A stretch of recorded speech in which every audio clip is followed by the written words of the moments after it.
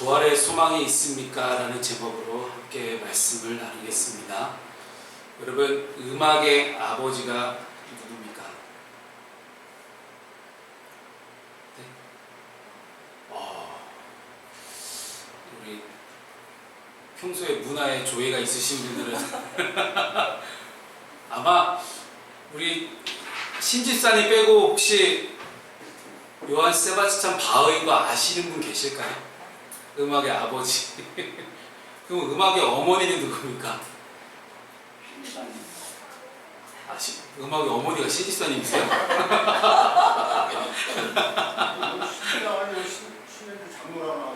아, 그랬어요? 네, 제가 수정하겠습니다. 음악의 어머니. 제가 오늘 들은 얘기 중에 제일 재밌는 이야기였습니다. 음악의 아버지가 요한 세바스찬 바흐입니다. 그만큼 요한아, 네 이름이 그렇게 대단한 이름이야. 영어로 존이라고 하잖아요. 네. 이제 그래서 이 세바스찬이라는 단어 자체를 좀 다르게 발음하는 경우도 있지만 어쨌든 그냥 줄여서 음악의 아버지 하면 항상 바흐를 우리가 이야기합니다. 이 바흐는 음악가 집안에서 태어났습니다. 그리고 어려서부터 악기를 익혔고 궁정악단에서 연주와 지휘를 맡았던 교회 음악가이기도 하고 여러분들 잘 아시는 바로크 음악, 그 바로크 음악을 대표하는 주자가 바로 이 바흐였고, 이 바흐가 얼마나 큰 영향을 미쳤냐면 이 바로크 음악의 마지막이 바흐의 죽음이었습니다.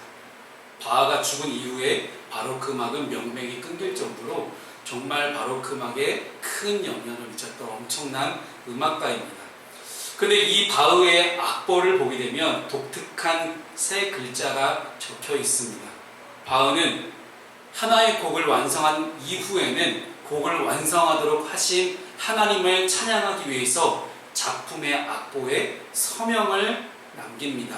자기 이름을 남긴 것이 아니라 라틴어로 솔리데오 글로리아의 세 단어 앞글자를 따서 SDG를 적어 두었다고 합니다. 다시 말해서 작곡가 바흐는 아름다운 곡을 완성하면서도 뛰어난 천재였고 그리고 타고난 재능을 가지고 정말 아름다운 음악을 많이 만들어냈지만 스스로 그 모든 음악을 만들어낼 수 있었던 중요한 원동력을 그는 오직 하나님의 덕분이다. 하나님께 영광을 돌린다. 이 엄청난 음악을 완성하게 하신 하나님의 영광을 높여 찬양합니다. 라는 그런 의미로 솔리 데오 글로리아. 솔리는 오직이고요. 데오는 하나님입니다. 글로리아는 영광이죠. 그래서 이 라틴어인데 오직 하나님의 영광을 위하여라는 이 솔로디오 글로리아의 앞글자를 따서 SDG라고 그렇게 적어두었다고 합니다. 그 예술의 영역 안에서 본인의 재능을 드러내는 것이 아니라 오직 그 모든 영광을 하나님께만 돌리고자 했던 엄청난 음악가의 신앙심을 우리는 엿볼 수가 있습니다. 그렇다면 오늘 부활의 소망이 있습니까? 라는 제목을 가지고 함께 예배하는, 함께 이 시간 설교를 듣는 저와 여러분 안에 우리 역시 스스로에게도 좀 질문을 해볼 수 있어야 합니다. 나는 오직 하나님께 영광이 되기 위해서 온전한 신앙으로 살아가고 있는가? 이름만 요한이 아니라 진짜 요한으로 살아갈 수 있도록 나는 정말 온전한 신앙을 가지고 있는지 오늘 이 말씀을 통해서 우리 자신을 돌아볼 수 있기를 소망합니다. 오늘 본문 요한복음 11장은 여러분 잘 아시는 나사로라는 사람이 나옵니다. 이 나사로는 죽었습니다. 그런데 그 죽었던 나사로를 살리시는 예수님의 기적 같은 일들을 오늘 말씀을 통해 나누고자 합니다. 이 말씀을 통해서 부활의 영광을 취하신 하나님과 이를 위해 우리에게 어떠한 믿음과 결단과 그런 실천을 요구하시는지 오늘 본문의 말씀을 통해서 함께 살펴보겠습니다. 첫 번째, 우리가 부활의 영광에 함께 참여하기 위해서는 믿음의 실천이 필요합니다. 오늘 본문의 38절 말씀을 함께 읽습니다. 시작. 이에 예수께서 다시 속으로 비통히 여기시며 무덤에 갇힘이 무덤이 구리라 돌로 막았거늘. 아멘.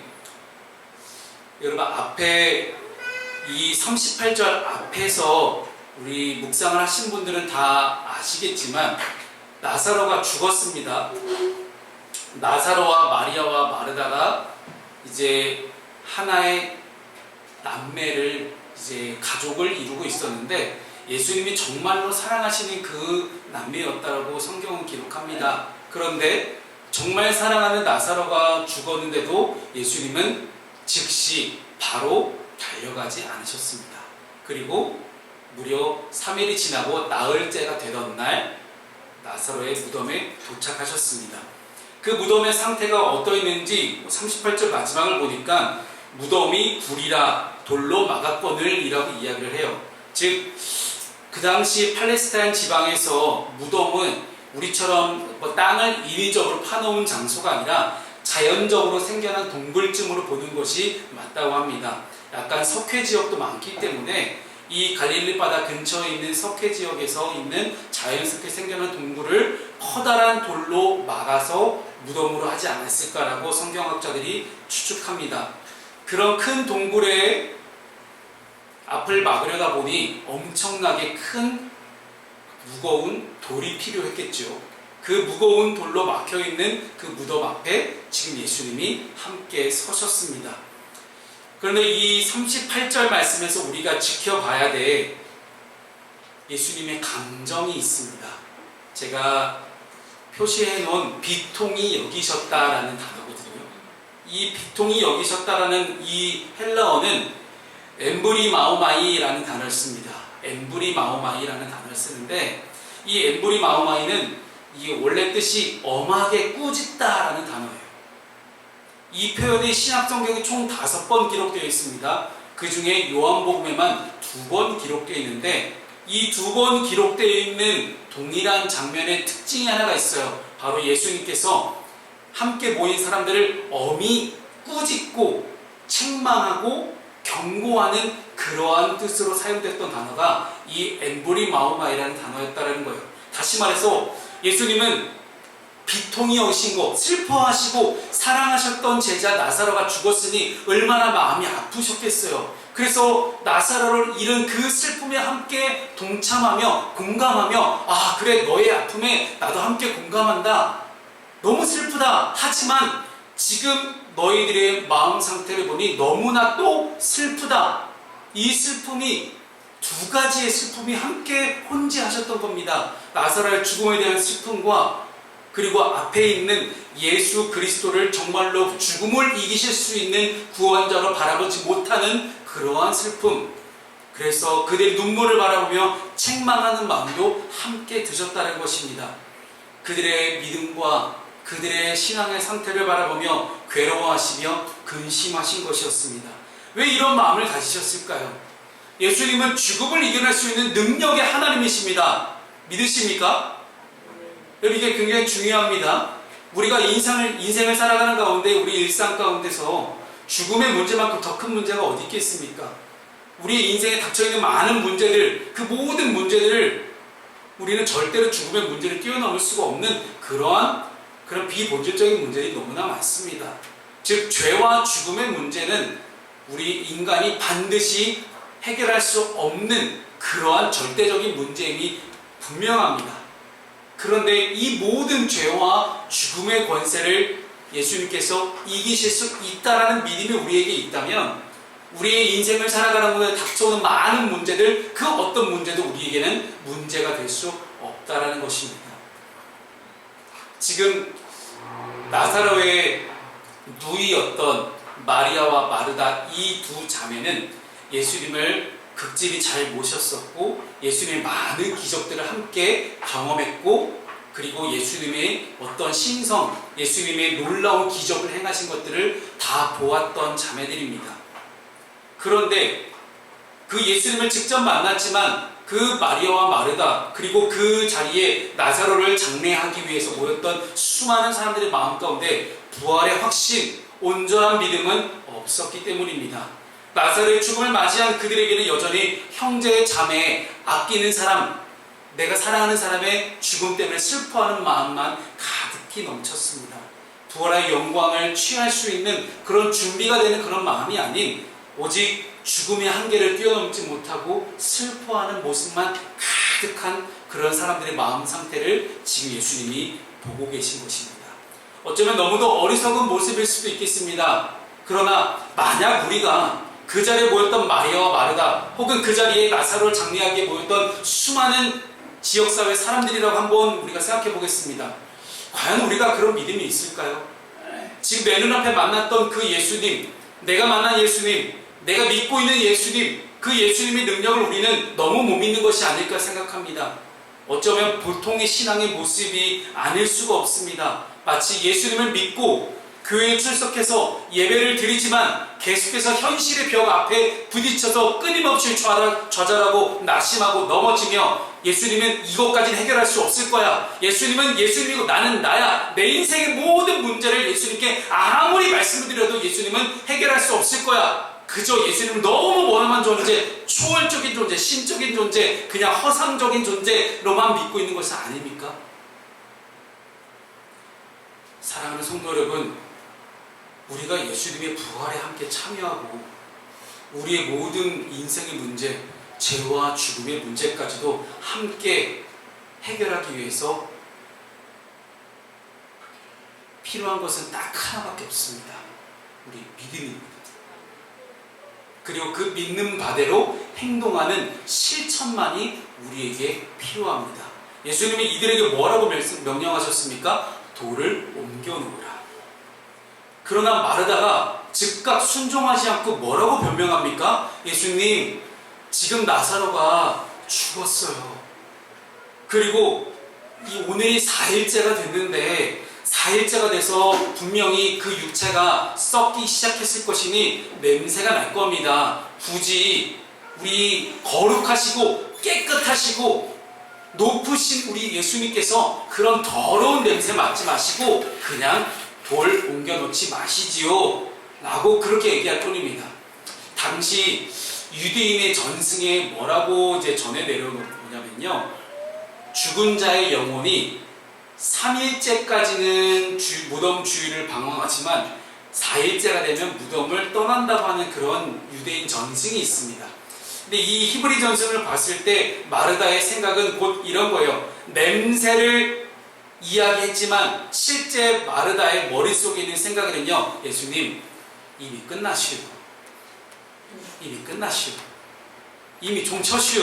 이거 막 영혼까지 다 떠나시오. 아무리 예수님이라도 영혼까지 떠난 마당에 뭐 이렇게 나사로 보겠다고 이러시오. 그냥 끝나시오. 이제 다 끝났으니 그저 가서 우리 집으로 돌아가서 옛날처럼 똑같이 함께 식사하시고 좋은 말씀 들려주고 가시죠 라는 그 생각이 아마 담겨져 있는 엄청난 이야기가 예수님 돌 옮겨 놓으면 냄새만 날 뿐입니다 하는 문장에 담겨져 있는 뜻입니다.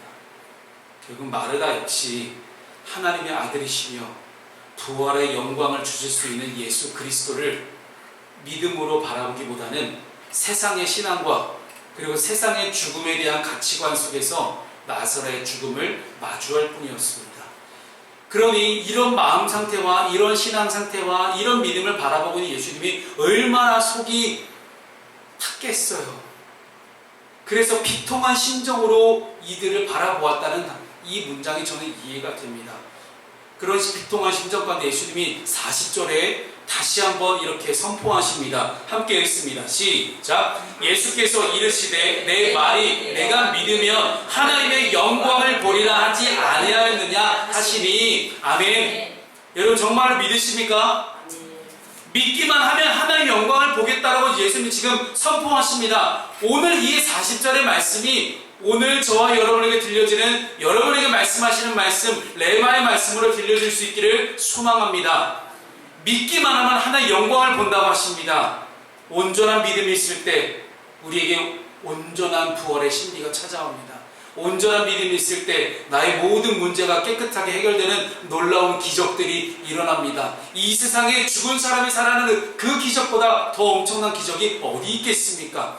지금 당장 죽음의 문제도 뛰어넘을 수 있는 온전한 하나님의 평강이 내 마음 가운데 깊숙이 들어올 수 있다는 사실을 오늘 성경은 우리에게 분명하게 가르치고 있습니다.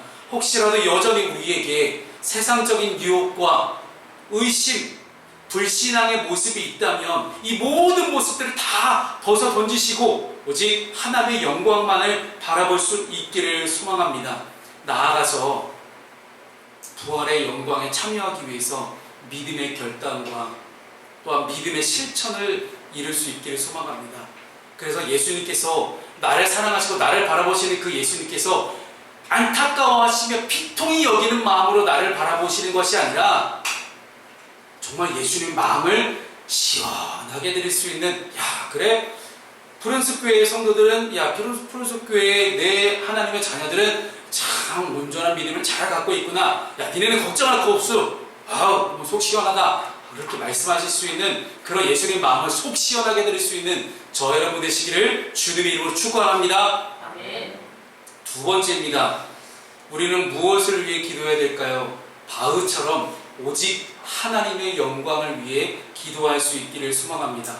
어쨌든 마르다가 예수님 냄새나요 냄새나요 그렇게 얘기해도 예수님이 명령하셨으니 어쨌든 돌을 옮겼습니다. 무덤에 돌을 옮겨줬고 예수님은 하나님께 기도하십니다. 그 내용이 오직 하나님의 영광이 향하여 있다는 사실을 우리가 읽었으면 좋겠습니다. 41절과 42절 말씀을 읽겠습니다. 시작. 돌을 옮겨 놓으니 예수께서 눈을 들어 우러러 보시고 이르시되 아버지여 내 말을 들으신 것을 감사하나이다. 항상 내 말을 들으시는 줄을 내가 알았나이다. 그러나 이 말씀하옵는 것은 둘러서 우리를 위함이니 곧 아버지께서 나를 보내신 것을 그들로 믿게 하려 함이니이다. 아멘. 여러분 예수님께서는 하나님과 본체시며 하나님의 아들이십니다. 이것이 오늘 삼위일체 주일에 함께 예배하는 저와 여러분에게 반드시 지키고 믿어야 될 그러한 교리가 이 삼위일체에 대한 교리입니다. 하나님과 예수님과 성령님이 하나 되셔서 지금 우리 인류의 죽음의 문제를 함께 해결하고 계십니다. 나사로의 죽음의 문제도 생명으로 바꾸시는 분이 우리 예수님이십니다. 그러나 그 무덤이 열리는 순간 부활의 나사로를 향해서 영광 받으실 하나님께 감사와 찬양과 영광의 고백을 올려드리는 예수님의 모습을 우리는 보게 됩니다. 성자이신 예수님의 기도를 들으시고 성부 하나님께서 무덤을 둘러서 믿음 없는 무리를 바라보시면서 어떻게 보면 아무런 기적을 행하셔도 괜찮을 만한 그들의 믿음 상태였지만 하나님이 그들을 긍휼히 여기시고 그리고 예수님의 기도에 응답하시며 나사로를 살리셨습니다. 그 모든 것의 시작은 예수님의 아버지 하나님을 향한 감사와 영광을 올려드리는 기도였습니다. 예수님은 하나님께 기도하셨습니다. 예수님도 기도하셨습니다. 그런데 여러분이 뭐라고 기도 안 하십니까? 기도하시기 바랍니다. 예수님도 기도하셨는데 왜 여러분 기도 안 하십니까?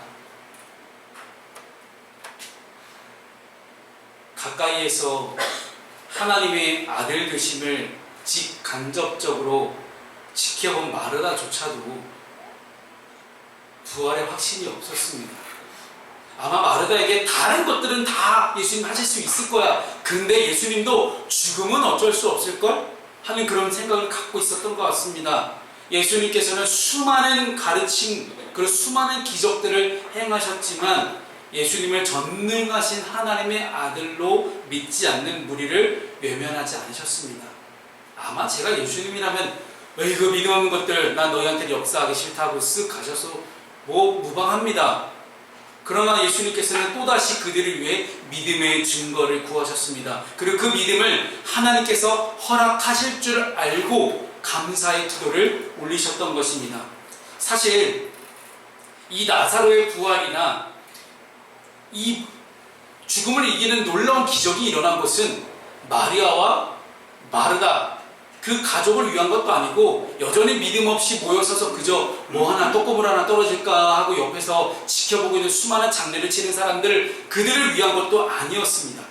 예수님께서 이 모든 기적을 이루신 딱 하나의 이유를 꼽으라면 하나님께 영광이었습니다. 오직 하나님의 영광을 위해서 예수님은 그 기적을 행하셨던 것입니다. 그리고 그 하나님의 영광을 바라보면서 너희들이 믿음이 있기를 바란다는 그런 예수님의 마음이 여기에 담겨져 있는 것입니다. 오늘 본문의 나사로의 죽음과 이 부활도 능력의 하나님, 이후에 나타난 예수 그리스도의 부활을 예표하기 위한 그 이상 그 이하도 아니었다는 사실입니다. 사랑하는 우리 푸른숲의 성도 여러분, 반드시 기억하길 바랍니다. 우리는 어떠한 고난과 어떠한 시련 중에도 또한 기쁨과 감격하는 그 순간 가운데도 오직 하나님께만 영광을 돌리며 감사의 기도를 올릴 수 있는 그런 그리스도인이 되시기를 바라겠습니다. 우리가 하나님께 구하는 이 기도의 제목들이 정말로 하나님의 뜻에 맞는가? 내가 하는 기도의 모든 제목들이 정말로 하나님의 영광을 위한 것인가? 정말 하나님의 뜻 맞습니까? 라는 그런 의문이 든다면 우리는 간단하게 분별할 수 있는 쉬운 방법이 있습니다. 이 기도 응답의 결과가 누구의 영광을 위한 것인지 분별하는 것입니다. 나의 만족과 유익을 위한 기도인지 아니면 이 모든 것들을 통해서 하나님의 영광을 구하는 것인지. 예수님도 오직 하나님의 영광을 위해 사셨던 것처럼 우리 또한 우리 하나님의 영광만을 위해 살 수 있기를 소망합니다. 그러면 이 모든 것들을 너희에게 더하신다라고 성경은 우리에게 말씀합니다. 계속해서 그런 유혹이 우리에게 찾아옵니다. 내가 높아지고 싶고, 내가 잘나고 싶고, 내가 인정받고 싶고, 내가 잘 됐으면 좋겠고 하는 그런 마음이 계속해서 올라올 수밖에 없어요. 지난 주간에 만났던 한 다른 교회의 청년이 한 명 있습니다. 이제 단원구에 사는 친구인데 그 친구와 대화를 하면서 그런 생각이 들었어요. 야, 이 친구는 입술로만 하나님 하나님 그러는구나. 어쩜 그렇지? 이름에도 하나님 이름이 들어가 있어요.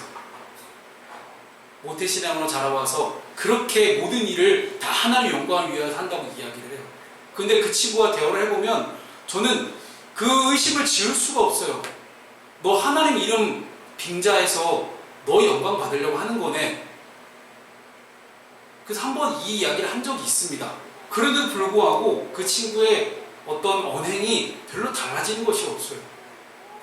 맨날 입만 열면 모든 SNS에 올라오는 글들이 다 온통 휘황찬란합니다. 하나님 영광을 위해서. 근데 모든 말과 행동이 다 자기를 위한 거예요.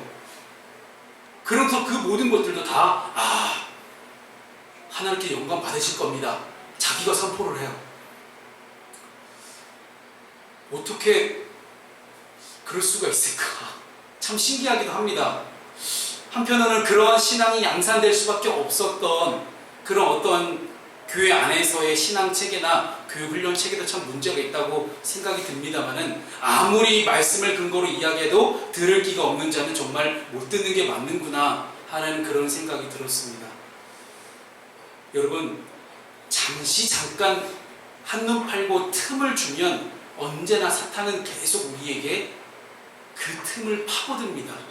그리고 하나님의 영광이 아닌 나의 몸, 나의 만족과 나의 유익과 나의 영광을 구할 수 있게끔 계속해서 우리의 마음을 흔들어 놓습니다. 그래서 우리는 항상 예수님 말씀처럼 깨어 기도할 수 있기를 소망합니다. 세상 안에서 무엇을 드러내고 무엇을 자랑하고 무엇을 구하겠습니까? 우리가 할 수 있는 건 오직 하나님의 영광 외에는 없습니다.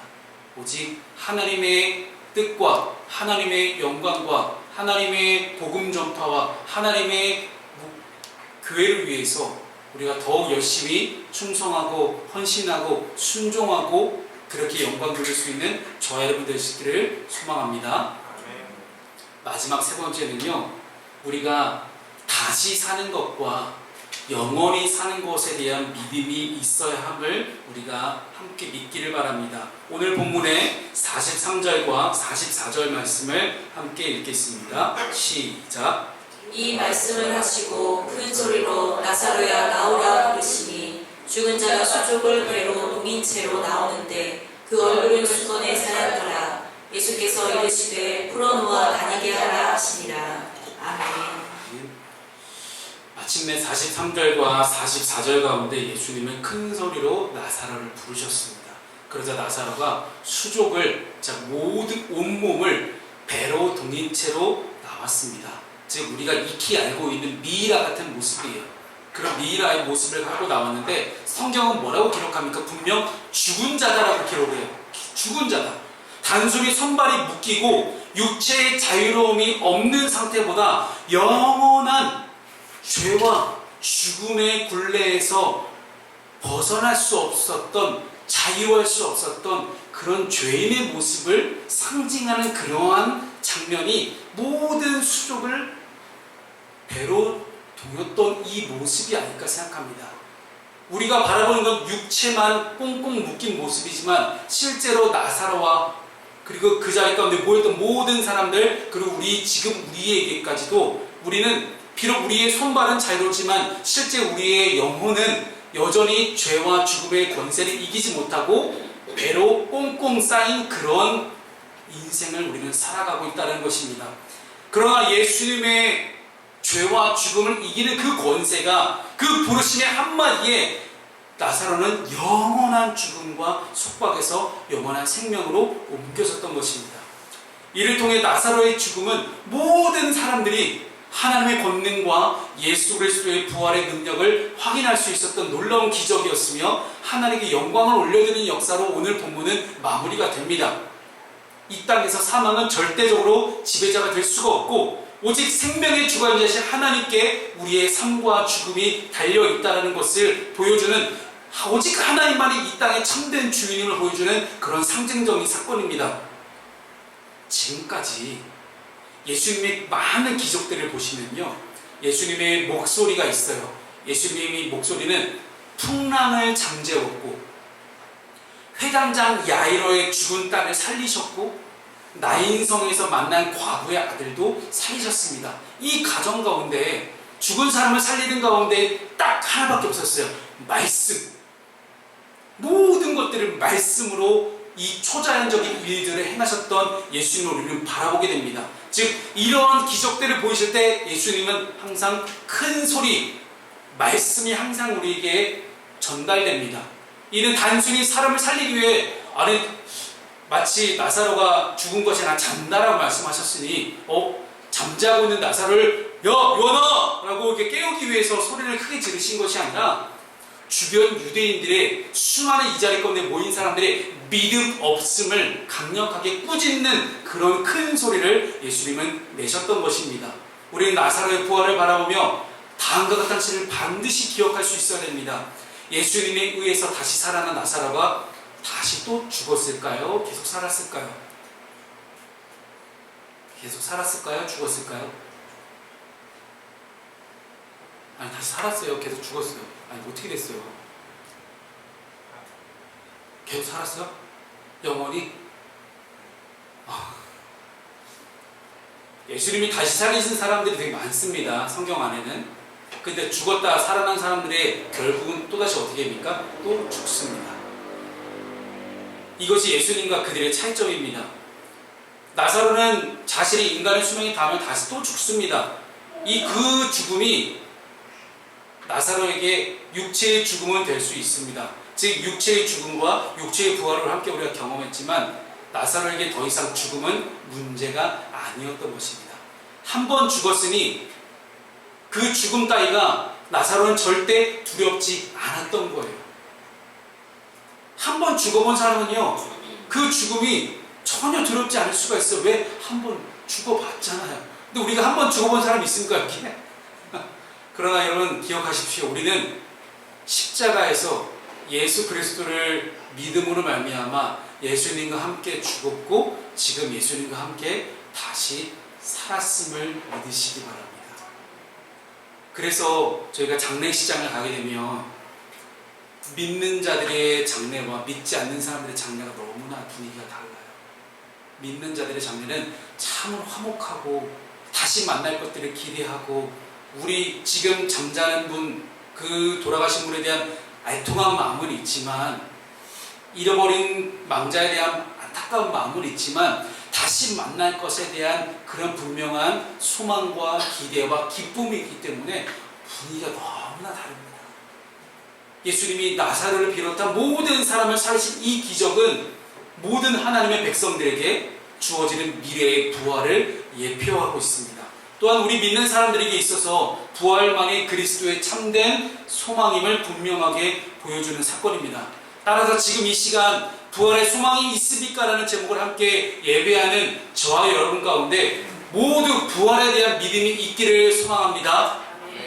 우리의 신앙이 당장 내 눈앞에 닥쳐있는 땅에 있는 만족과 유익을 개선하는 믿음이라면 우리는 1차원적인 신앙으로 살아가고 있는 겁니다. 그러나 믿는 성도는, 믿는 그리스도인은 궁극적으로 몸이 다시 사는 것과 영원히 사는 것에 대한 믿음을 고백해야 된다는 것을 믿으시기 바랍니다. 오늘도 우리가 함께 고백했던 믿음의 고백, 신앙 고백, 사도신경이 있죠. 사도신경 맨 마지막에 어떻게 끝납니까? 몸이 다시 사는 것과 영원히 사는 것을 우리는 믿음으로 고백하고 있습니다. 이 사도신경이 그저 주일날마다 하는 주문처럼, 그냥 하는 주문처럼 외울 것이 아니라 정말로 여러분의 믿음의 고백과 결단으로 이어지기를 주님의 이름으로 축원합니다. 말씀을 정리하겠습니다. 엘리자베스 퀴블러 로스라는 분이 죽음과 죽어감이라는 그런 책을 쓰셨습니다. 이 두 권이 세트예요. 죽음과 죽어감이 있고 죽음과 죽어감에 대한 대답 이런 형식으로 또 한 권의 또 책이 있는데, 여기서 엘리자베스 퀴블러 로스는 사람에 대해서 그렇게 정의합니다. 사람은 자신이 죽으리라는 것을 망각하여 의식하지 않고 살아가는 존재다 라고 정의합니다. 우리는 우리 자신은 죽을 걸 알고 있습니다. 그러나 다가올 죽음을 우리는 끊임없이 외면하고 미루고 하루하루를 살아갑니다. 그러나 죽음은 모든 사람에게 필연적으로 찾아오는 문제가 죽음입니다. 이 필연적인 죽음의 문제 앞에서 우리의 시선이 죽음의 이후의 영적인 문제만 머물지 않기를 소망합니다. 자꾸 교회가 죽은 다음에 천국 갈 것만 얘기해요. 사실 반쪽짜리 구원이거든요. 지난주 함께 말씀을 나눈 대로 구원은 반드시 전인격적으로 우리 가운데 이루어집니다. 구원은 우리의 영혼을 구원하는 것을 넘어서서 질병과 가난과 고통으로부터의 육체로부터의 구원까지도 다 포함되는 것이 예수님의 구원 역사입니다. 예수님이 우리에게 허락하신 이 구원은 우리 인생의 육체와 영혼까지 포함하는 전인격적인 구원인 것을 우리가 반드시 믿을 수 있기를 소망합니다. 아멘. 따라서 우리는 예수님을 나의 구원자로 믿을 때 모든 문제와 어려움으로부터 자유하게 됩니다. 오늘 나사로가 모든 배를 다 풀어 헤치고 자유하게 되었던 것처럼 오늘 이 예배가, 오늘 우리에게 주어진 이 말씀이 여러분의 육체와 모든 몸과 마음과 영혼 가운데 진정한 자유함으로 다가올 수 있기를 주님의 이름으로 축복합니다. 아멘.